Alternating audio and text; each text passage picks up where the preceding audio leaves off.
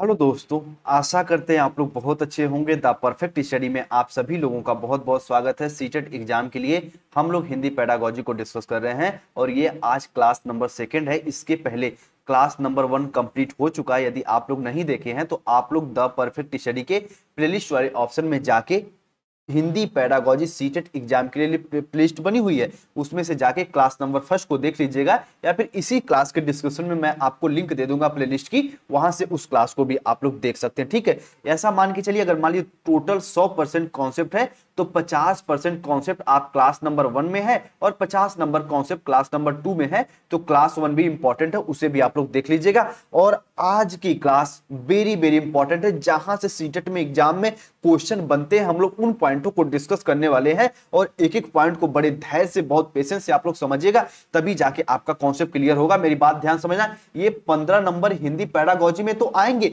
इसी के साथ साथ और भी सब्जेक्ट में 15 नंबर यहीं से कवर हो जाएंगे। कैसे, मैं अभी आपसे बताता हूं। जैसे समझिए, मान लीजिए ये हिंदी पेडागोजी, एक मिनट, मान लीजिए ये हिंदी पेडागोजी, ठीक है, मान लीजिए ये आपकी हिंदी पेडागोजी है। इसमें तो आपके 15 नंबर तो आते ही आते हैं, लेकिन यदि मान लीजिए आप अपने सेकेंड लैंग्वेज में इंग्लिश चूज कर रहे हैं, या फिर सेकेंड लैंग्वेज में आप संस्कृत, या फिर भैया आप सेकेंड लैंग्वेज में उर्दू चूज कर लिए, उसमें भी सेम ही कॉन्सेप्ट रहता है। जैसे आप बताइए, लैंग्वेज स्किल चाहे आप भैया इंग्लिश लो, चाहे संस्कृत लो, चाहे उर्दू लो, ये नहीं चेंज होता है।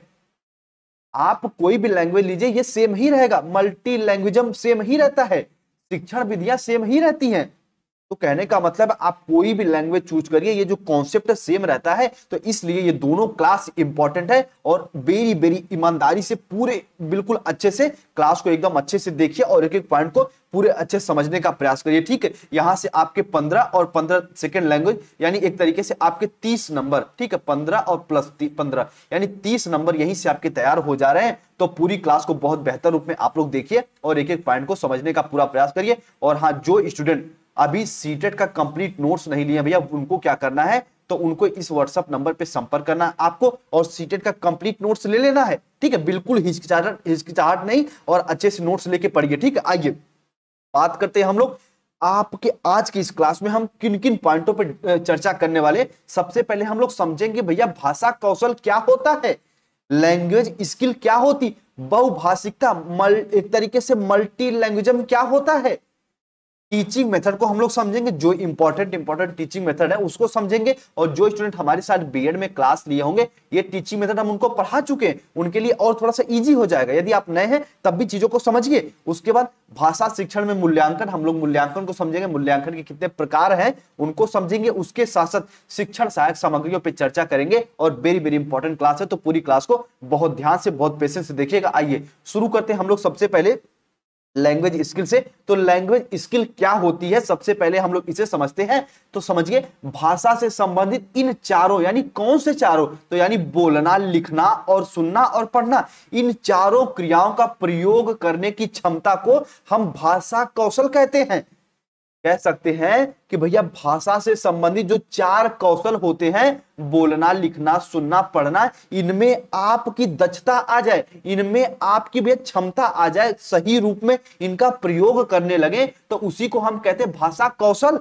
यदि आप सही रूप में बोलना जान जाए, सही रूप में लिखना जान जाए, सही रूप में सुनना जान जाए, सही रूप में पढ़ना जान जाए, आपको भैया इन सब में एक तरीके से बोलने की क्षमता, लिखने की क्षमता, सुनने की क्षमता, पढ़ने की क्षमता आ जाए, तो हम कहेंगे आपके अंदर भैया भाषा कौशल का विकास हो गया है, लैंग्वेज स्किल का डेवलपमेंट हो गया है। तो first point is clear point कि भैया भाषा से संबंधित इन 4 कौशल क्रियाओं का प्रयोग करने की क्षमता आ जाती है, तो इसे हम लैंग्वेज स्किल कहते हैं, इसे हम भाषा कौशल कहते हैं। इतना आपके दिमाग में होना चाहिए। अब मेरी बात बहुत ध्यान समझना, आपके एग्जाम में पूछ देता है कि अभिव्यक्त करने का कौशल कौन सा होता है। यानी मान लीजिए आपके कोई बात है, कोई विचार है, उसको अभिव्यक्त करना चाहते, उसको प्रदर्शित करना चाहते, तो कौन सा कौशल है। तो ध्यान समझना, दो अभिव्यक्तात्मक कौशल कौन कौन से हैं, एक है यह बोलना और एक है लिखना। यदि आप दूसरों को अपने विचार बताना चाहते तो कैसे बताएंगे, सुन के बताएंगे नहीं,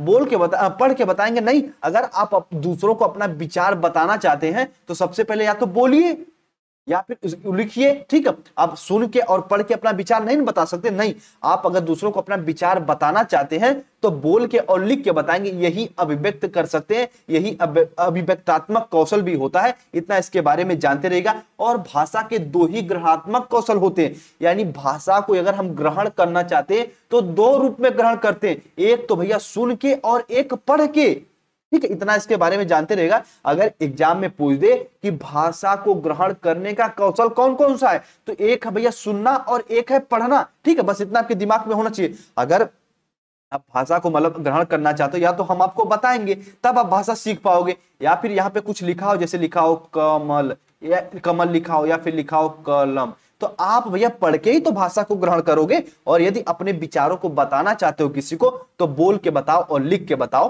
तो इस हिसाब से आप ये दोनों पॉइंट जानते रहिएगा। यहाँ पे अभी हम आपको 3 पॉइंट बताएं। सबसे पहले लैंग्वेज स्किल क्या होती है, तो हमें बोलने, लिखने, सुनने, पढ़ने में यदि हमें एक दक्षता, एक तरीके से हमारी एफिशिएंसी बढ़ जाती है, हमारी क्षमता बढ़ जाती है, तो हम उसे कहेंगे भैया ये लैंग्वेज स्किल का डेवलपमेंट हो गया, इसे लैंग्वेज स्किल कहते हैं। और इसी प्रकार आपके कोई विचार है उसको अभिव्यक्त करने का 2 कौशल है, एक भैया बोलना और एक लिखना।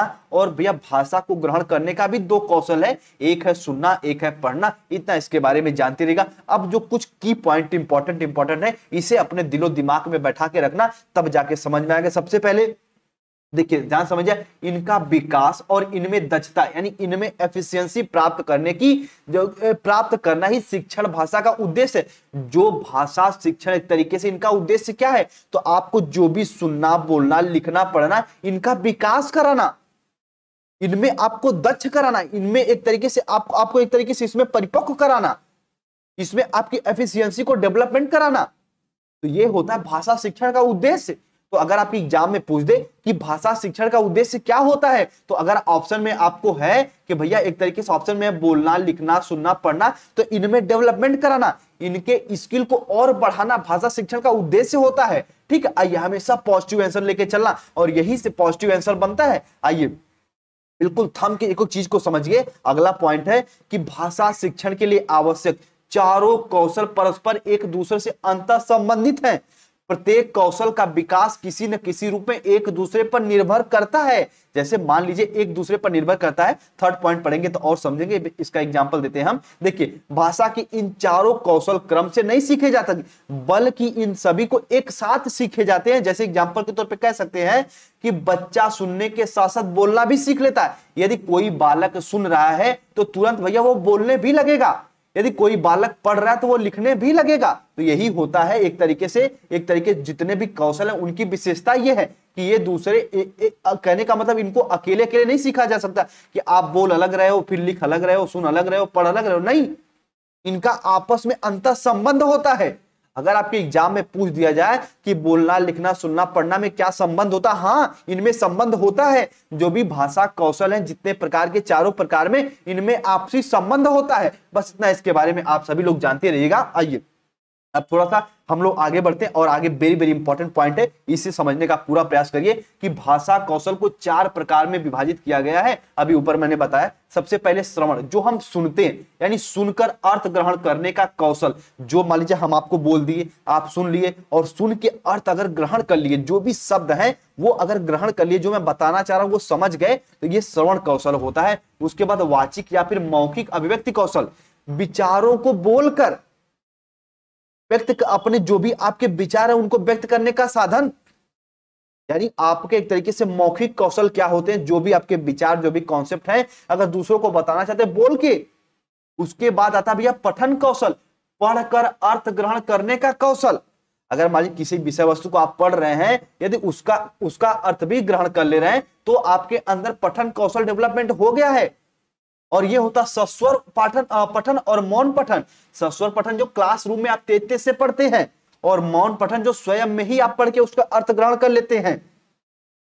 तो ये पठन कौशल के 2 प्रकार हैं, सस्वर पठन और मौन पठन। इतना इसके बारे में जानते रहिएगा। जो क्लासरूम में आप तेज तेज से पढ़ते वगैरह हैं, वो सस्वर पठन हो गया। और मौन पठन, जैसे नहीं आप किताब खोल के धीरे धीरे पढ़ते रहते हैं, तो वो मौन पठन हो गया। उसके बाद लेखन कौशल। मेरी बात बहुत ध्यान समझना, आपके जो भी विचार हैं, जो भी आपके थॉट हैं, उन विचारों को लिखकर व्यक्त करने का कौशल, उसे लेखन कौशल कहते हैं। कौशल के बारे में बस इतना जानते रहेगा। अब हम आपको भाषा कौशल पढ़ा दिए हैं, अगर समझ गए तो एक बार यस करिए। सबसे फर्स्ट श्रवण कौशल, जो हम सुनते हैं, सुनकर अर्थ ग्रहण कर लेते हैं तो उसे श्रवण कौशल। और एक तरीके से मौखिक या फिर बोलने वाला कौशल कौन सा होता है, तो भैया जो हमारे विचार उनको व्यक्त करने के लिए हम बोलने का सहारा लेते हैं, बोलकर हम किसी अपने अभिव्यक्ति को व्यक्त करते हैं, तो वो कौन सा है, मौखिक अभिव्यक्ति का कौशल है। इतना इसके बारे में जानते रहे। पठन कौशल, जो भी आपके एक तरीके से जो भी आप कॉन्सेप्ट वगैरह पढ़ रहे हैं, यदि पढ़कर उनका अर्थ ग्रहण कर लिए तो वो पठन कौशल हो जाता है। इसके दो पार्ट है, सस्वर पठन और मौन पठन। लेखन कौशल कौन सा है,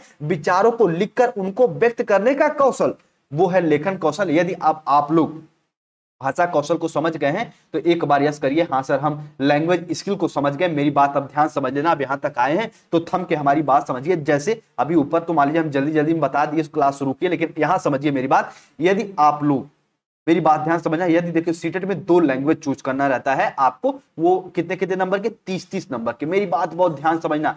अब देखिए इसमें से हर सब्जेक्ट में 15 नंबर पेडागोजी से पूछता है और ये भी 30 नंबर हो जाता है। तो ये 30 नंबर आप मेरी इन्हीं दोनों क्लास से कवर कर सकते हैं।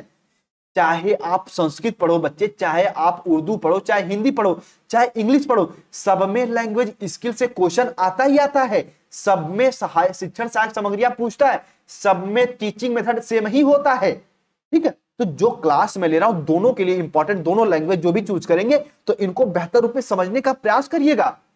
ठीक है, आइए, और हम आपको बाध्य नहीं कर रहे हैं कि आप हिंदी के साथ संस्कृत ही लीजिए या फिर संस्कृत के साथ इंग्लिश मत लीजिए। आपका जो जिस भी सब्जेक्ट में आपकी पकड़ है वो सब्जेक्ट लीजिए और बेहतर रूप में तैयारी करिए, बेहतर रिजल्ट लेके आइए। ठीक है, आइए, बहुत अच्छी बात है, आप लोग लैंग्वेज स्कूल को समझ गए। आइए हम लोग आगे बढ़ते हैं और अगले पॉइंट को समझते हैं।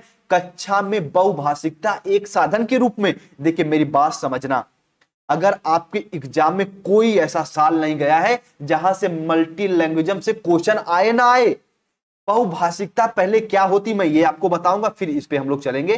पहले हम लोग समझ लेते हैं कि सर बहुभाषिकता क्या होती है। एक ऐसा व्यक्ति जो भी एक से अधिक भाषाओं का जिसके अंदर ज्ञान हो, उसे हम कहते हैं बहुभाषाई व्यक्ति। यानी एक क्लास में एक से अधिक भाषा अगर बोलने वाले हैं तो हम कहेंगे ये हमारा कक्षा कक्ष बहुभाषिकता वाला कक्षा कक्ष है। तो आपके बहुभाषिकता से लेके बिल्कुल कंफ्यूजन क्लियर हो जानी चाहिए कि बहुभाषिकता क्या होती है।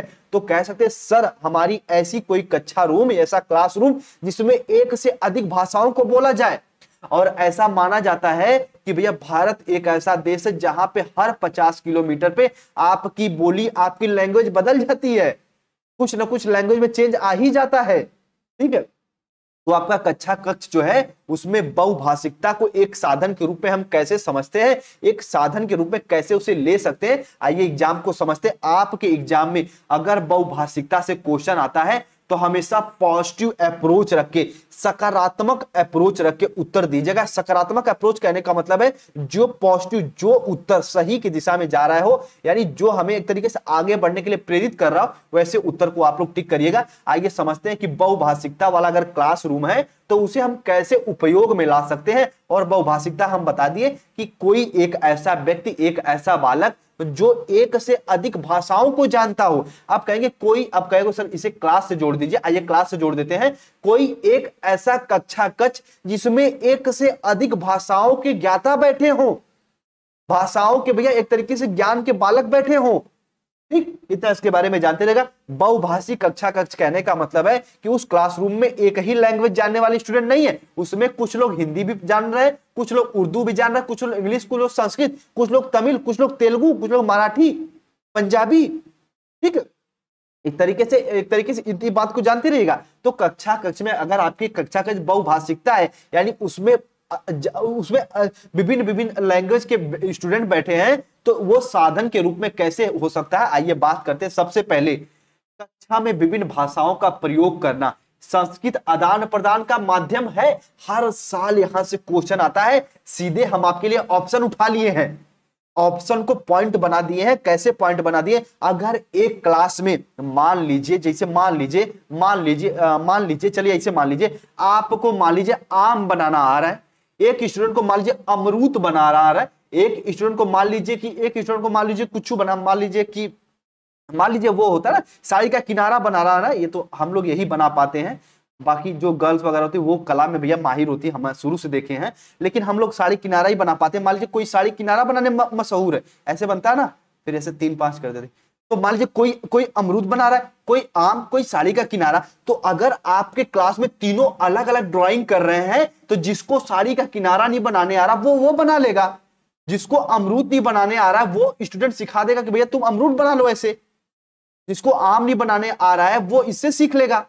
तो कहने का मतलब अगर आपके क्लास में मल्टी लैंग्वेज वाले बालक हैं, बहुभाषिकता वाले बालक हैं, तो आपकी जो भी संस्कृत, जो भी कल्चर होंगे, उनका आदान प्रदान होगा कि नहीं होगा? कहोगे सर जी होगा।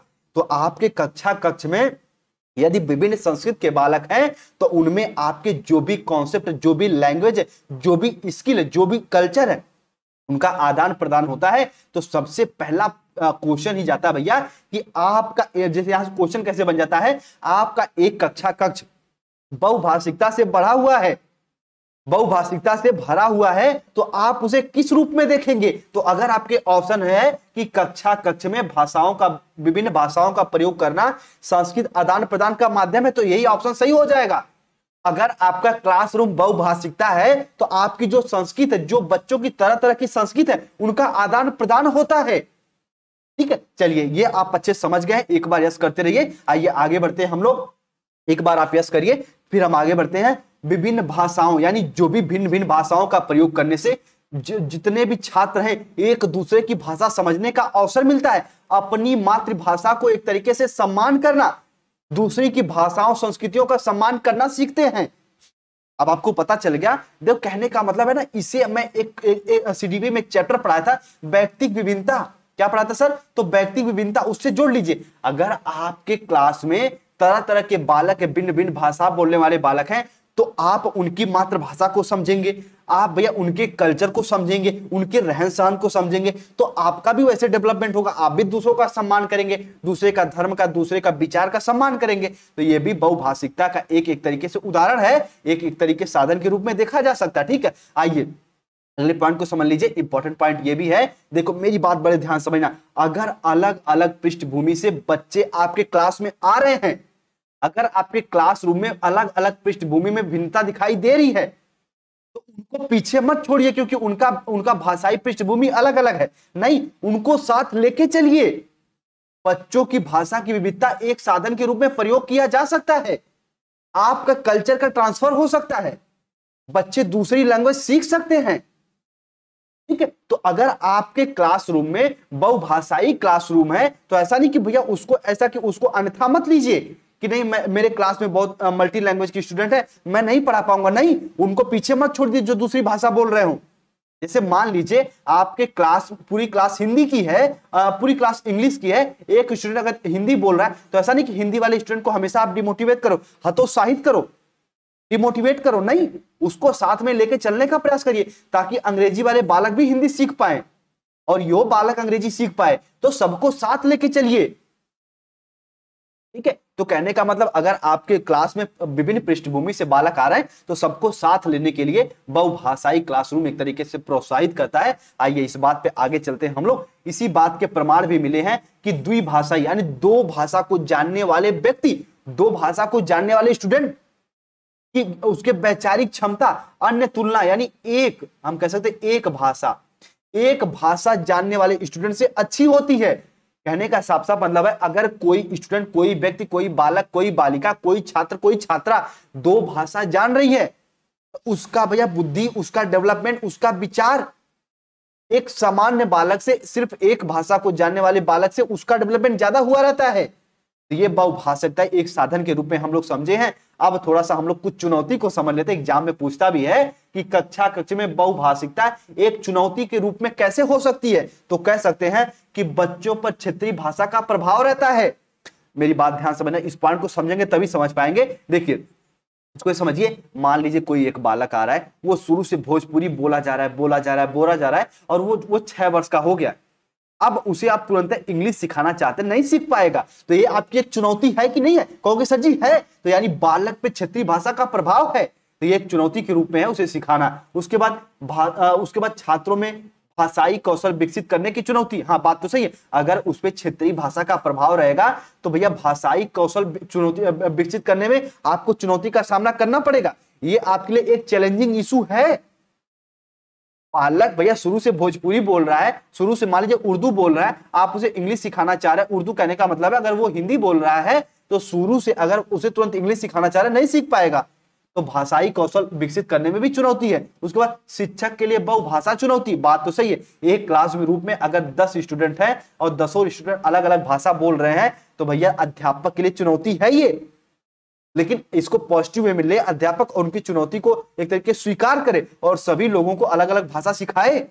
ये भी एक तरीके से इसका चुनौती हो जाता है। अगला रूप समझिए, अगले पॉइंट को, भाषा के प्रति बच्चों की रुचि और योग्यता का अभाव। बात तो सही है, अगर बालक को आप भैया बहुभाषाई बालक बनाना चाहते हो, उसे एक से अधिक बालक की एक तरीके से भाषा सिखाना चाहते हो, तो बालक का इंटरेस्ट और उसकी एक तरीके से एबिलिटी जरूर होनी चाहिए।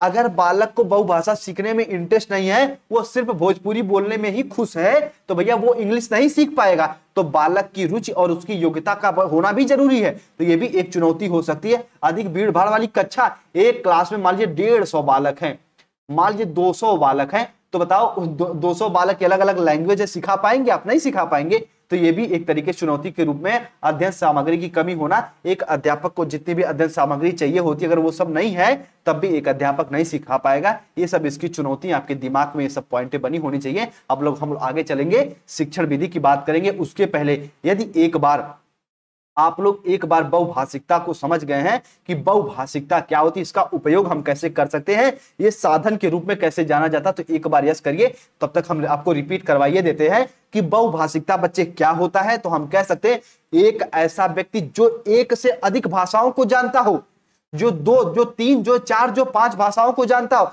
तो हम उसे कहेंगे बहुभाषाई व्यक्ति। तो एक कक्षा कक्ष में अगर एक से अधिक भाषाओं के स्टूडेंट बैठे हैं तो उन्हें हम कहेंगे बहुभाषाई कक्षा कक्ष।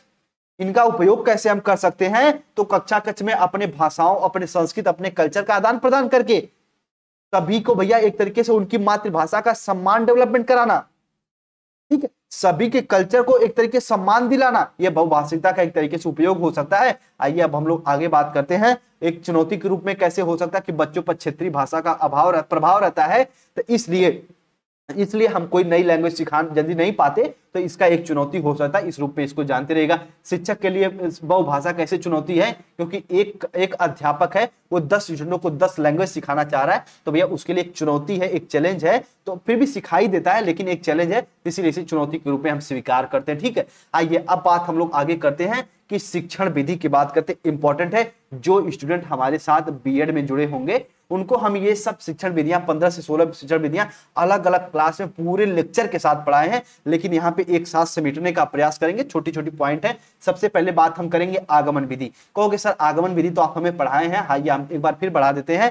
आगमन विधि क्या होती, इसका हम एक आपको एग्जाम्पल लेंगे, वो है ऊर्ध्वपातन। क्या है?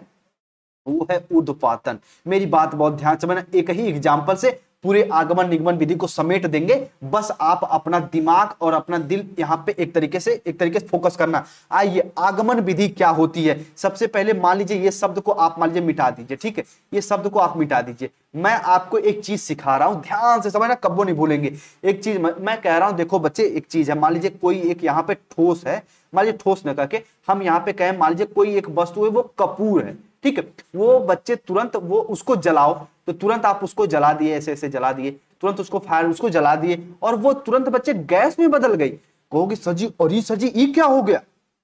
सर जी वो तरल में नहीं बदली। अगर हम किसी चीज को मान लीजिए ठोस है उसको जलाते हैं तो पहले वो तरल में बदलता है, फिर जैसे मान लीजिए लोहा है, उसको बहुत ज्यादा हीट करेंगे, एक तरीके से उसको जलाते हैं तो पहले वो तरल में पिघलता है ना, लेकिन अगर कपूर को जलाते हैं तो तुरंत गैस में बदल जाती। तो आपको सबसे पहले हम करने पर जोर देंगे। यह शिक्षण पद्धति यानी आगमन विधि छात्र केंद्रित होती है, ठीक है, ये स्टूडेंट सेंटर होती है, और ये छात्रों को कर कर सीखने पर जोर देती है। यहां पे मैं आपको बार बार कपूर जलवा रहा हूं और वो गैस में बदल जा रही है, यानी हम आपको उदाहरणों द्वारा सिखा रहे हैं, अनुभवों द्वारा, प्रत्यक्ष अध्ययनों द्वारा हम नियम बना रहे हैं।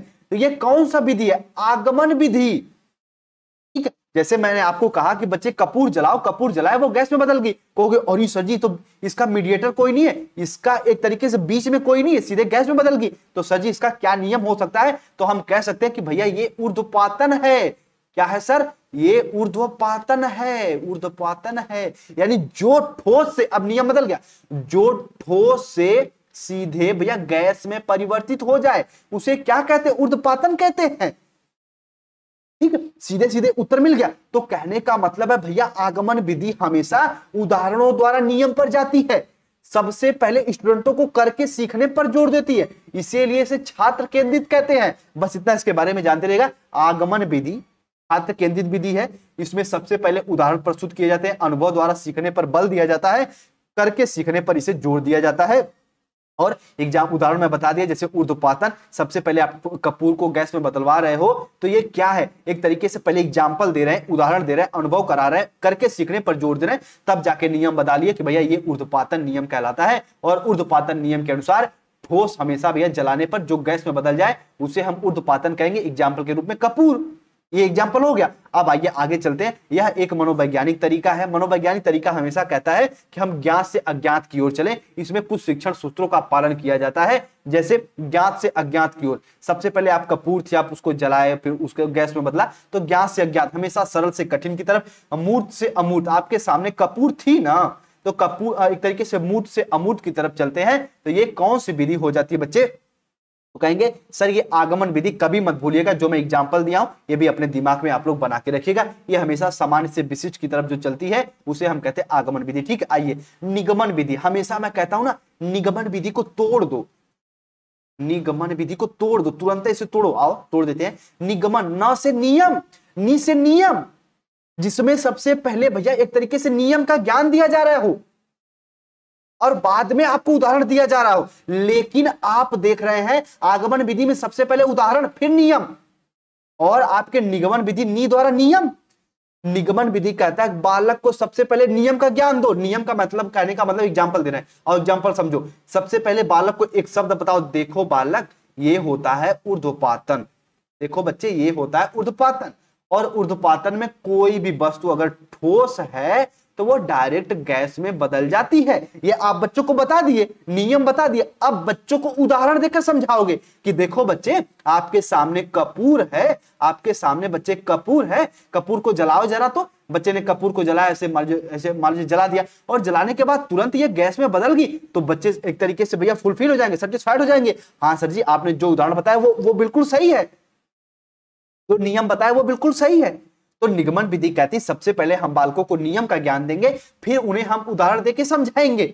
उम्मीद करते हैं भैया पूरा कॉन्सेप्ट समझ गए होंगे आगमन निगमन विधि का। और इस शिक्षण को एक तरीके से, इस पद्धति को हम क्या कहते हैं? शिक्षक केंद्रित कहते हैं, क्योंकि सबसे पहले इसमें अध्यापक कार्य करता है, वो नियम वगैरह बताता है, सभी नियम को पढ़ाता है, इसलिए इसे हम लोग शिक्षक एक तरीके से केंद्रित कहते हैं। उम्मीद करते हैं ये पूरे पॉइंट को समझे होंगे। इस पद्धति में विद्यार्थी को सबसे पहले नियम का ज्ञान दिया जाता है, फिर उन नियमों का उदाहरण देकर समझाया जाता है। ये ऊर्ध्वपातन अपने दिमाग में बैठा लेना, ये बिल्कुल इसका एक तरीके से सटीक उत्तर हो जाएगा। ठीक है, आइए इस विधि में कुछ शिक्षण सूत्रों का प्रयोग किया जाता है। सबसे पहले ये अज्ञात से ज्ञात की ओर चलता है।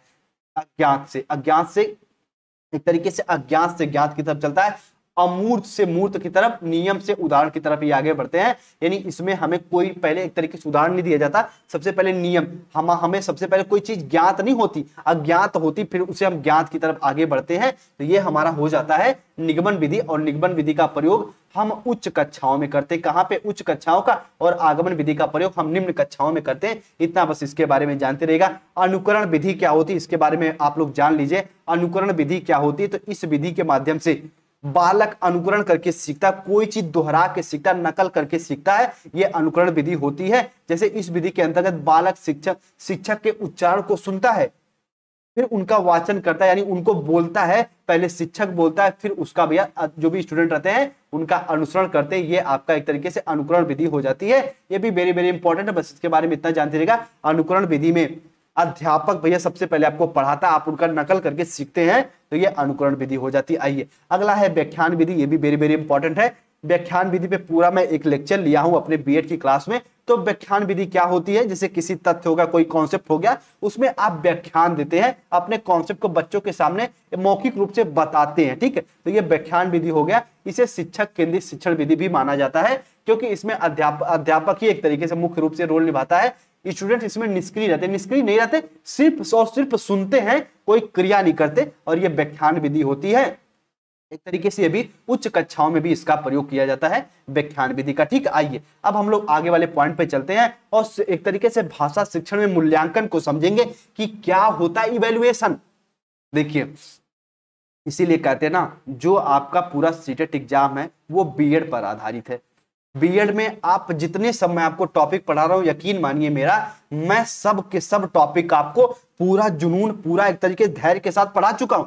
मूल्यांकन पे 8 से 10 क्लास हम लोग पढ़े हैं। एक पेपर होता है बीएड में जिसका नाम है असेसमेंट फॉर लर्निंग, उसमें मूल्यांकन, आकलन, अधिगम के लिए आकलन, अधिगम के लिए मूल्यांकन, सब चीजें पढ़े हैं। लेकिन यहां भी पढ़िए, यहां भी इंपॉर्टेंट है। तो भाषा शिक्षण में मूल्यांकन क्या होता है, तो सबसे पहले मूल्यांकन का अर्थ समझिए। इवैल्यूएशन इसे अंग्रेजी में कहते हैं। इवैल्यूएशन क्या होता है, सीखने सिखाने की निश्चित अवधि के बाद बच्चों की वास्तविक उपलब्धि का एक तरीके से स्तर को जानना, बच्चों की वास्तविक उपलब्धि के स्तर को जानना ही मूल्यांकन कहलाता है। आप मान लीजिए, ऐसे समझिए, जैसे मैं मान लीजिए आपको लगातार 6 महीने पढ़ाता रहा, और भैया मैं आपको क्या पढ़ाया हूं, आपको कुछ आया ही नहीं आया, बस ऐसे ही यस सर जी करे जा रहे हो, तो बाद में आप सीटेट का एग्जाम देते हो, तो सीटेट के एग्जाम में यदि आप क्वालिफाई कर जाते हो, यानी आप अच्छे खासे नंबर लेके आ जाते हो, 90 नंबर के एबव ला देते हो, तो माना जाता हाँ भैया बच्चे ने अच्छा पढ़ा। जो मैं आपको 6 महीने क्लास चलाया वो बच्चे ने सीखा, स्टूडेंट ने उसे पढ़ा। तो मूल्यांकन का अर्थ ही होता है कि बच्चों की वास्तविक उपलब्धि, बच्चों को भैया कहां तक डेवलपमेंट हुआ है, वो जांचने के लिए हम लोग मूल्यांकन का प्रयोग करते हैं। एक तरीके से जो भी आप सीखे हो, जितना सीखे हो, वो सबको जांचने के लिए हम लोग मूल्यांकन का प्रयोग करते हैं। आइए सबसे पहले यहाँ पे 2 पॉइंट में क्लियर करना चाहूंगा। एक होता है आकलन, एक होता है मूल्यांकन। आकलन हम इसलिए करते हैं ताकि हम मूल्यांकन बेहतर रूप में कर पाए, ठीक है। तो इवैल्यूएशन एक तरीके से हम असेसमेंट इसलिए करते हैं ताकि हम इवैल्यूएशन ढंग से कर पाए, बेहतर रूप में कर पाए। आकलन और मूल्यांकन का उद्देश्य होता है बच्चों की क्षमता, अनुभूति तथा अधिगम का मापन करना। बालक की भैया जो भी कितना उनका क्षमता है, कहां तक उनका विकास हुआ, कहां तक उनका डेवलपमेंट हुआ, कहां तक उनकी लर्निंग हुई है, ये सब मेजरमेंट, ये सब मापन करने के लिए हम लोग आकलन और मूल्यांकन का प्रयोग करते हैं। तो अगर एग्जाम में पूछ दे भैया आकलन और मूल्यांकन का उद्देश्य क्या है, तो बालक के अधिगम के स्तर को जानने के लिए, बालक की क्षमता को जानने के लिए, बालक को अभिव्यक्ति का विकास को जानने के लिए हम लोग आकलन और मूल्यांकन, असेसमेंट और इवैल्यूएशन की हमें आवश्यकता पड़ती है। आकलन संक्षिप्त प्रक्रिया है, जबकि मूल्यांकन एक व्यापक, देखो ध्यान समझना, ये मान लीजिए पूरा एक सर्कल है, इसमें आप रख दीजिए आकलन को, किसको, इसमें आप रख दीजिए भैया किसको, तो कहोगे सर इसमें हम रख देंगे आकलन को, और इसमें आप रख दीजिए मूल्यांकन को, किसको, मूल्यांकन को, ठीक है। तो जो आकलन होता है ये मूल्यांकन के लिए ही किया जाता है, ताकि हम फाइनल जब मूल्यांकन करें तो बेहतर रूप में हमारा रिजल्ट आ पाए, उसके लिए हम लोग आकलन का प्रयोग करते हैं। कक्ष की स्थिति को जानने के लिए, वर्तमान में जो कुछ पढ़ा रहे हैं उसकी स्थिति को जानने के लिए हम लोग आकलन का प्रयोग करते हैं, इसीलिए इसे संक्षिप्त प्रक्रिया कहते हैं। और मूल्यांकन में आपका व्यापक रूप से, यानी पूरे सत्र के लास्ट में हम लोग मूल्यांकन का प्रयोग करते हैं, या फिर कोई विषय वस्तु पढ़ा लिए, कंप्लीट हो गई है, तब हम जो एक तरीके से इवैल्यूएशन करते हैं उसे हम मूल्यांकन कहते हैं। आकलन के बाद मूल्यांकन किया जाता है, इतना इसके बारे में जानते रहिएगा। अब बात आती है सर मूल्यांकन के कितने प्रकार होते हैं, तो सबसे पहले हम लोग 3 प्रकार की बात करेंगे सीटेट एग्जाम में। रचनात्मक या फिर निर्माणात्मक मूल्यांकन क्या होता है, तो बच्चों की लगातार पुष्टि के लिए रचनात्मक मूल्यांकन सहायक होता है। रचनात्मक मूल्यांकन से अध्यापक पढ़ाते समय यह जांच करते हैं कि बच्चों का ज्ञान कितना अर्जित किया गया है, यानी आप भैया पढ़ाते समय बच्चों ज्ञान का भैया कितना वो अर्जन किए हैं, स्टूडेंट ने कितना सीखा है। पाठ के बीच बीच में आप जो मूल्यांकन करते हो, पाठ के बीच बीच में मूल्यांकन करते हो, इवैल्यूएशन करते हो, उसी को रचनात्मक मूल्यांकन कहते हैं। तो मूल्यांकन के फर्स्ट प्रकार में जो रचनात्मक है, ये हम ये जानने के लिए करते हैं कि हम जो पढ़ाए हैं वो स्टूडेंट ने सीखा कि नहीं सीखा। जैसे मान लीजिए अभी मैं आपको ये टॉपिक पढ़ा रहा हूं, और टॉपिक पढ़ाने के बाद मूल्यांकन के प्रकार पढ़ाया, और लास्ट में मैं पूछ दिया कि मूल्यांकन के प्रकार कितने होते हैं, तो पढ़ाते पढ़ाते समय में ही हम आपसे क्वेश्चन कर ले रहे हैं। तो भैया ये क्या है, तो ये रचनात्मक एक तरीके से मूल्यांकन है और बच्चों की लगातार प्रतिपुष्टि यानी फीडबैक के लिए रचनात्मक मूल्यांकन सहायक है। बच्चे कितना और क्या सीख रहे हैं, कहां नहीं सीख पा रहे, उस सबके लिए रचनात्मक मूल्यांकन सहायक है। उसके बाद निदानात्मक मूल्यांकन, बच्चों को अधिगम यानी सीखने के दौरान होने वाली कठिनाइयों का पता लगाना और वो कठिनाइयां क्यों हो रही हैं उनका पता लगाना और वो कठिनाइयों के कारण का पता लगाना ही निदानात्मक मूल्यांकन कहलाता है। जैसे एक स्टूडेंट मान लीजिए सीख रहा है, किसी विषय वस्तु को सीख रहा है, तो भैया उसमें सीखने में कौन सी कठिनाई हो रही है उसका पता लगाना और वो कठिनाई हो क्यों रही है इसका पता लगाना निदानात्मक मूल्यांकन होता है। ये भी वेरी वेरी इंपॉर्टेंट है, इसको भी अच्छे से जानते रहिएगा। अब अगला पॉइंट आ जाता है योगात्मक मूल्यांकन। ठीक है, समेटिव इवैल्यूएशन, ये क्या होता है इसे समझिए। योगात्मक मूल्यांकन सत्र के अंत में होता है। हाँ बात तो सही है, ओके सर जी, जब बीएड में हमें पढ़ाए थे तो बताए थे कि जैसे पूरा क्लास आपको बीएड मान लीजिए पूरा 6 महीना पढ़े, लास्ट में सेमेस्टर एग्जाम देने जाते हो ना कहीं, तो ये क्या है, तो भैया ये योगात्मक मूल्यांकन है। अध्यापक द्वारा पढ़ाने के बाद ये देखना कि बच्चों को ज्ञान कितना ग्रहण किया गया है, ये योगात्मक मूल्यांकन कहलाता है। एक तरीके से भैया योगात्मक इवैल्यूएशन कहलाता है। इतना इसके बारे में जानते रहेगा। जैसे किसी पाठ को पढ़ाने के बाद जब अध्यापक प्रश्न करता है तो वह योगात्मक मूल्यांकन होता है। मुझे लगता है अब आप कंफ्यूज होंगे, अब मैं आपका कंफ्यूजन दूर करूंगा। कैसे, ध्यान से मेरी बात समझो, दोनों तीनों में अंतर होता है। जैसे अंतर इसलिए होता है तो कहोगे सर जी इसमें भी आप लास्ट में कर दिए कि पढ़ाने के बाद लास्ट में कर रहे हो, इसमें भी पढ़ाने के बाद आप कारण का पता लगा रहे हो, इसमें भी आप पढ़ाने के बाद में भैया पता ही तो लगा रहे हो, तो क्या अंतर होता है। देखो बच्चे, अगर आप डेप्थ में पढ़े रहते तब समझ पाते, फिर भी कुछ स्टूडेंट समझ पा रहे। ये जो बात कर रहा है ना बीच बीच में कि हम बच्चों को पढ़ाते पढ़ाते बीच में ही उनका मूल्यांकन कर ले रहे हैं, तो वो सीधे सीधे आकलन की बात कर रहा है और वो स्टूडेंट वही समझ पाएंगे जो बीएड में एक तरीके से असेसमेंट को समझे रहेंगे।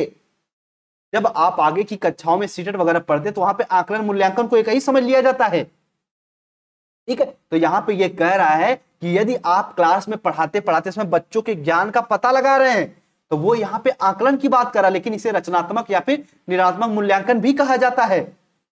और इनके दो प्रकार, एक तो आप पढ़ाते पढ़ाते समय बच्चों से पूछ लिए तो ये रचनात्मक हो गया। एक तो इसको देखो योगात्मक, पढ़ाने के बाद पूरा चैप्टर पढ़ा दिए, पूरा चैप्टर समाप्त हो गया, बाद में आप टेस्ट ले रहे हो तो ये योगात्मक है। एक और इसका रूप है कि पूरा साल पढ़ाने के बाद आप टेस्ट ले रहे हो तो ये भी योगात्मक मूल्यांकन ही होगा। तो कहोगे अब इसका हमें निष्कर्ष बता दीजिए। आइए निष्कर्ष समझ लीजिए। निष्कर्ष ये है कि रचनात्मक मूल्यांकन क्या होता है, तो हम कह सकते हैं बच्चों को एक तरीके से कहां से सीखे हैं, क्लास में आप पढ़ाते समय पाठ के बीच में ही उनसे कुछ पूछताछ कर रहे हैं तो वो रचनात्मक मूल्यांकन है। और निदानात्मक मूल्यांकन क्या होता है, निदानात्मक मूल्यांकन क्या होता है, पढ़ाने के द्वारा जो कठिनाई हो रही है, जैसे आप रचनात्मक आकलन किए तो बालक को भैया वो अगर कोई चीज नहीं बता पाया तो आप उसका निदानात्मक मूल्यांकन करोगे कि क्यों नहीं बता पाया, तो उसे हम दूर कर पाए। ये निदानात्मक मूल्यांकन हो गया। और आपका योगात्मक मूल्यांकन पूरे सत्र पढ़ाने के बाद लास्ट में जो आप एक तरीके से बालक का इवैल्यूएशन कर रहे हो वो योगात्मक मूल्यांकन कहलाता है। यानी पूरे विषय वस्तु को पढ़ाने के बाद जो आप मूल्यांकन कर रहे हो, और उसके बाद जो वेरी वेरी इंपॉर्टेंट पॉइंट शुरू हो दिए, एग्जाम में हर साल यहां से क्वेश्चन आता है, पोर्टफोलियो क्या होता है। ध्यान समझ लें, चाहे आप सीडीपी पढ़ो, चाहे आप हिंदी पढ़ो, चाहे आप मैथमेटिक्स पढ़ो, चाहे आप ईवीएस पढ़ो, पोर्टफोलियो से क्वेश्चन आता है। इसे हम एक तरीके से हिंदी पेडागोजी में ही समाप्त कर दे रहे हैं। पोर्टफोलियो क्या होता है बच्चे, तो एक प्रकार की फाइल होती है जिसमें किसी बच्चे का एक निश्चित अवधि में किए गए कामों का संग्रह होता है। ये मैं टेलीग्राम पे क्वेश्चन भी पूछा था, बालक के जो भी कार्य उनका कलेक्शन, उनका संग्रह, इसका पोर्टफोलियो। ठीक, आइए आगे बढ़ते हैं, आगे समझिए। इसमें बच्चों की उपलब्धि, जो भी बच्चों के अचीवमेंट है, जो भी उनकी प्रगति है, जो उनकी कमियां हैं, जो उनके एरर हैं, उनको भी रखा जाता है। और इसी से तो पता चल जाएगा कि बालक ने कितना सीखा है। पोर्टफोलियो से बच्चे की महत्वपूर्ण जानकारी मिलती है, बच्चे के बारे में। पोर्टफोलियो से बच्चे की नहीं, बच्चे के बारे में महत्वपूर्ण जानकारी मिलती है। जैसे उनका व्यक्तिगत, अगर मान लीजिए जैसे कहते हैं ना, जैसे आप ही मान लीजिए एक डायरी बना रहे हैं, खूब एक तरीके से डायरी खूब सुंदर बना रहे हैं, उसमें खूब अच्छे डिजाइन करके लिखे जा रहे हैं। एक दिन डायरी अचानक मम्मी या पापा के हाथ लग गई तो आपके पूरे भैया, आपका एक तरीके से पूरे रिश्ते के बारे में पता चल जाएगा। कितना आपके रिश्ते हैं, कितने आपका सामाजिकता रिश्ता है, कितना आप व्यक्तिगत हैं, कि क्या आप सोचते हैं, क्या आप जानते हैं। तो अब ऐसा नहीं कि अपने डायरी में आप अच्छी बातों को लिखो, तो अपनी डायरी को हमेशा सुरक्षित रखा करो, कोई उसे पाए हुए ना, ठीक है, नहीं तो आपकी जानकारी पूरा खुल जाएगी। तो पोर्टफोलियो की मदद से बच्चों, जो भी पोर्टफोलियो फाइल होती है, और फाइल में जो भी बच्चे जानकारी इकट्ठा करके रखे हैं, तो उसमें उनके व्यक्तिगत, पारिवारिक, शिक्षण, सह-शिक्षण, संस्कृत, सामाजिक जानकारी सब मिलती है। तो पोर्टफोलियो की इंपॉर्टेंस हो जाती है। अगर आपके एग्जाम में इतना पूछे कि पोर्टफोलियो का उपयोग क्या है, तो पोर्टफोलियो से बच्चों का मूल्यांकन करने में हमें आसानी मिलती है, हमारा मूल्यांकन करना आसान हो जाता है। क्यों आसान हो जाता है? क्योंकि बच्चे पोर्टफोलियो में, फाइल में सब कुछ पॉइंट वाइज करके लिखे रहते हैं। जैसे मान लीजिए आप ही हो, आपके बारे में मुझे जानना है, तो मैं, दो रास्ता है, एक तो मैं आपके बारे में आपसे पूछूं कि बच्चे आपका क्या नाम है, अपना नाम बताओ, मम्मी पापा का नाम बताओ, कितने तक पढ़े हो, कहाँ जाना, क्या करना, क्या क्या खाते हो, आपकी क्या पसंद है, क्या बनाना जानते हो, क्या बना लेते हो, तो ये सब जानना, ये तो या तो मैं पूछूं, या फिर आपका एक तरीके से कोई फाइल लूं, वो सारी जानकारी पढ़ लूं। तो पोर्टफोलियो की मदद से आप क्या करते हैं, बच्चों का मूल्यांकन कर पाते हैं कि बच्चे की थिंकिंग कितना ब्रॉड है, बच्चे की सोचता में कितना व्यापकता है, ये एक तरीके से पोर्टफोलियो से ये जान सकते हैं। आइए अब थोड़ा सा एक टॉपिक लास्ट में बात कर लेते हैं, शिक्षण सहायक सामग्रियां। देखिए जैसे बीएड की क्लास ले रहे थे, वैसे सीटेट की क्लास ले रहे हैं, और यकीन मानिए हर जगह से क्वेश्चन आएगा, ठीक है, हर जगह से क्वेश्चन आएगा। तो शिक्षण सहायक सामग्री आइए जानते हैं। अब कुछ लोग को तो पक्का मुस्कुरा देना चाहिए कि सर जी आप शिक्षण सहायक सामग्री पे पूरा बीएड में 1 या 1.5 घंटे की क्लास लिए हैं, उसमें बताए थे, और यहां पे बताइए शिक्षण सहायक सामग्री हाईलाइट वाले पॉइंट से कनेक्ट कर लो, जितने डॉट है इनसे कनेक्ट कर लो। कुछ लोग कहते हैं बहुत ज्यादा गोंज क्यों देते हैं, देखिए अब हम आपके सामने तो है नहीं, तो कहने का मतलब जो भी हमारा एक्सप्रेशन है उसको प्रदर्शित करना जरूरी हो जाता है ना, तो हम पेन से ही अपने जो भी हमारे हाव भाव रहते हैं वो प्रदर्शित कर देते हैं। तो तुम इसको अन्यथा मत लिया करिए। शिक्षण सहायक सामग्री, चलो इसको पहले इरेज कर दें। आप समझिए मेरी बात को, पहले खूब अच्छे से मेरी बात को समझिए, बिल्कुल बेहतर रूप में थम के। कहते हैं ना चीनी एक कहावत है, जो धीमे धीमे चलता है बहुत आगे तक जाता है। बिल्कुल हवाइए मत, अगर जीवन में बहुत आगे तक जाना है तो भैया बिल्कुल धीरे धीरे धीरे धीरे बढ़ते रहिए, रुकिए मत। तो मैं जो पढ़ा रहा हूं बिल्कुल पेशेंस से धीरे धीरे पढ़ते रहिए। आइए शिक्षण सहायक सामग्री क्या होती है, तो भैया इसको डॉट से कनेक्ट कर लीजिए, ज्ञान को अस्थायी करने में सहायक, यानी शिक्षा सहायक सामग्री ज्ञान को अस्थायी करने में सहायक होती, इसे ही हम सहायक सामग्री या फिर शिक्षण अधिगम सामग्री कहते हैं। शिक्षण के दौरान एक अध्यापक जिन सामग्रियों का प्रयोग करता है उन्हें शिक्षण सहायक सामग्री कहते हैं। अगर मान लीजिए हम कह दिए बाबू तुम आम बनाओ, देखो हमेशा जब सीटेट की क्लास ली जाती है ना, तो ये मान के बताया जाता है बच्चों को कि ये 2 के क्लास के बच्चों को पढ़ाना है, या फिर 9-10 के 5 के बच्चों को पढ़ाना। मैं कह दूं ये 5 वर्ष का बालक है, वो क्या ही जाने आम क्या होता है, सिर्फ उसको काट के खाना जानता है, लेकिन आम नहीं जानता वो। आप कहोगे बाबू घर से आम बना के लेना अपने ड्रॉइंग वाले पेज पे, अब स्टूडेंट क्या ही जाने आम, उसको आम दिखा दो तुरंत है कि देखो ये आम होता है, इसको बना के लाना, तो वो बिल्कुल बना के लाएगा, दशहरी चौसा ये बना के लाएगा, ठीक है। तो शिक्षण सहायक सामग्री कहती है कि जब हम बच्चों को पढ़ा रहे होते हैं उसी समय जो भी हम भैया एक तरीके सहायक सामग्री का उपयोग करें बच्चों के ज्ञान को अस्थायी करने के लिए, बच्चों के ज्ञान को परमानेंट करने के लिए, वही शिक्षण सहायक सामग्री होती है। आइए बात कर लेते हैं कितने प्रकार होते हैं। तो पहले कि श्रव्य सहायक सामग्री जो हम सुनते हैं, जैसे रेडियो, टेलीफोन, मोबाइल हाँ मोबाइल होती है ना, मोबाइल। और दृश्य सहायक सामग्री कार्टून जिसमें से कोई आवाज नहीं आती, फिर भी इसमें टीवी वगैरह कह सकते हैं, लेकिन कार्टून कह लीजिए, ठीक है, जिसमें हम देखते रहते बिना देखे समझ जाते हैं, ठीक है। चलो उसके बाद दृश्य सहायक सामग्री जिसमें टीवी, टेलीविजन, और एक तरीके से इसे सीख सकते हैं। जैसे मान लीजिए हम ही पढ़ रहे हैं तो ये दृश्य सहायक सामग्री से पढ़ रहे हैं ना, ये भैया देख भी रहे हैं सुन भी रहे हैं, ये दृश्य सहायक सामग्री है। उसके बाद सहायक क्रिया शिक्षण सामग्री, कहोगे ये समझ में नहीं आती, समझ लीजिए इसको हम अगला नाम दे सकते हैं क्षेत्र भ्रमण। कहोगे क्षेत्र भ्रमण तो बीएड में खूब पढ़ाए हैं आप हमें कि फिजिकल साइंस वगैरह में, क्षेत्र भ्रमण जो आप भैया घूम के सीख रहे हो, जो आप टूर वगैरह पे जा रहे हो,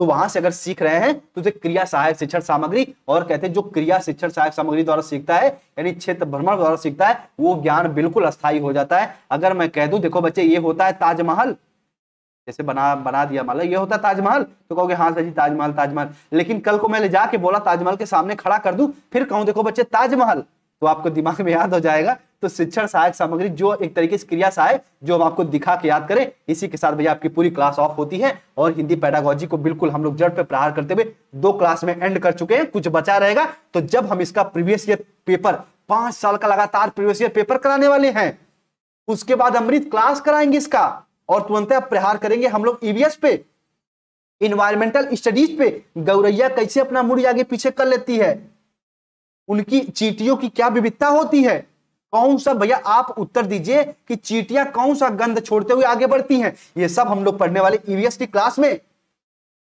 ठीक है, चलिए बात करते हैं, हम लोग मिलते हैं अपनी ईवीएस की क्लास में। इसी के साथ हिंदी का भैया पूरा पोर्शन खत्म होता है। क्लास को 1 बार 2 बार 3 बार देखिए, कॉन्सेप्ट क्लियर करिए, एक एक बात में भैया गहराई रहती, जो मैं बताता हूं अगर डीप में समझेंगे तो पूरा कॉन्सेप्ट क्लियर हो जाएगा सिर्फ 1-2 बात से। आइए बात करते हैं। देखिए, अगर चैनल पर नए हैं तो सब्सक्राइब कर लीजिए।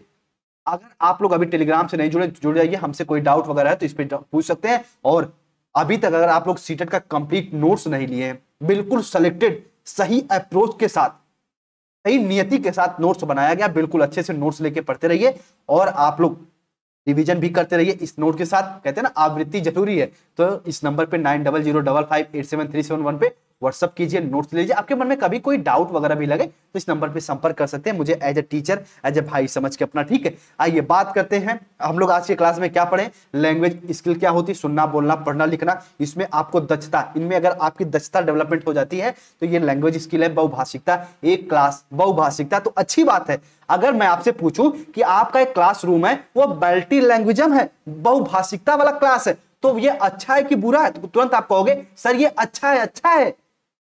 शिक्षण विधियां हम लोग आगमन निगमन विधि को पढ़े। आगमन जिसमें सबसे पहले उदाहरण, निगमन सबसे पहले नियम, ऊर्ध्वपातन का यहाँ पे मैं एग्जांपल भी दिया हूं, ठोस से सीधे गैस में बदल जाना, कपूर इसका एग्जांपल भी है। मूल्यांकन पढ़े हम लोग, 3 मूल्यांकन के बारे में, शिक्षण सहायक सामग्रियों के बारे में पढ़े, सिर्फ यहीं से क्वेश्चन आता है। एक क्लास में हम आपको बताएंगे कि पेडागोजी कैसे एक तरीके से आप गद्यांश, ध्यान से हमारी बात सुन लीजिए, गद्यांश और पद्यांश कैसे सॉल्व करें। आप भी सॉल्व कर सकते हो, कोई बताने की आवश्यकता नहीं है, लेकिन हमारा दायित्व तो बनता है जो टीचर कि हम आपको बता दें। तो हम एक वीडियो के माध्यम से, क्लास के माध्यम से बताने का पूरा प्रयास करेंगे कि गद्यांश और पद्यांश कैसे सॉल्व करें, तो आप इसे बेहतर रूप में सॉल्व कर पाएंगे। ठीक है, चलिए उम्मीद करते हैं पूरी पॉइंट को समझ गए होंगे। आप सभी लोग बिल्कुल मोटिवेट होकर फॉर्म भर के बिल्कुल अच्छे से पढ़ते रहिए और अपने दोस्त यार तक द परफेक्ट स्टडी को जरूर शेयर करिए और बताइए कि हिंदी पेडागोजी की क्लास अटेंड करो, बेहतर रूप में दोनों क्लास हुई है। ठीक है, चलिए अपना ख्याल रखिए, हम लोग मिलते हैं अपनी अगली क्लास में। सभी दोस्त यार, छात्र छात्राएं अपना ख्याल रखिए, मम्मी पापा का भी ख्याल रखिए। मिलते हैं हम लोग अपनी अगली क्लास में। सभी को जय हिंद, जय भारत।